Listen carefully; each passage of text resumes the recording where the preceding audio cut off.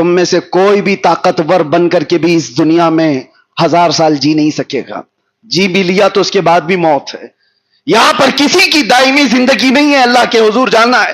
اور اس حال میں تمہیں لے جایا جائے گا, تمہارے ہاتھ پیر بھی ہل نہیں سکیں گے, تمہارے ناک میں روئی ٹھونس کر کے, تمہارے پیٹ کو رسی باندھ کر کے, انگوٹھوں کو بھی باندھ کر کے لوگ کس طرح لے جاتے ہیں, لے جا کر کے امام کے سامنے رکھ کر اس کو نماز پڑھا کر کے.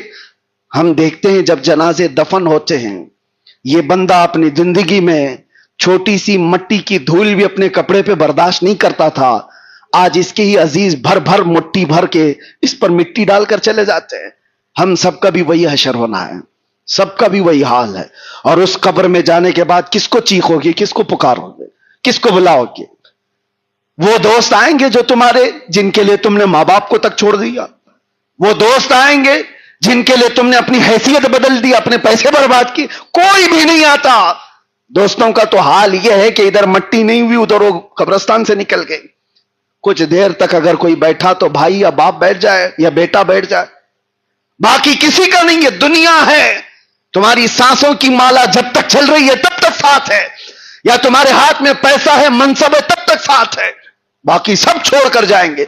جب قبر کی تختیاں بند ہو جائیں اور گھوپ اندھیرا چھا جائے, اس وقت کوئی نہیں آتا, کوئی نہیں ہوگا. تم نے اپنے آپ کو جب برباد کیا, اس کے بعد سے اس کی شروعات ہوگی. قبر کی زندگی آخرت کی پہلی منزل ہے. یہاں سے پھر تمہارا احتساب, یہاں سے پھر تمہارا حساب شروع ہو جائے گا. بتا تو نے جوانی کہاں کہاں خرچ کی ہے, کہاں کہاں خرچہ کیا. میرے عزیزو, اس اندھیری رات میں اگر کوئی آتا ہے تو صرف آمنہ کا لال تشریف لاتا ہے. میرے آقا صلی اللہ علیہ وسلم کی آمد کی بات بتائی جاتی ہے. وہ قبر میں تشریف لاتے ہیں.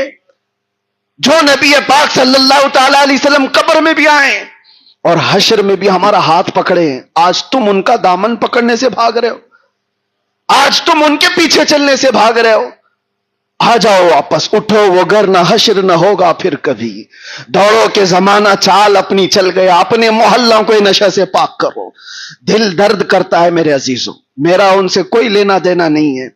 ان نوجوان بچوں سے ہمارا کیا رشتہ ہے؟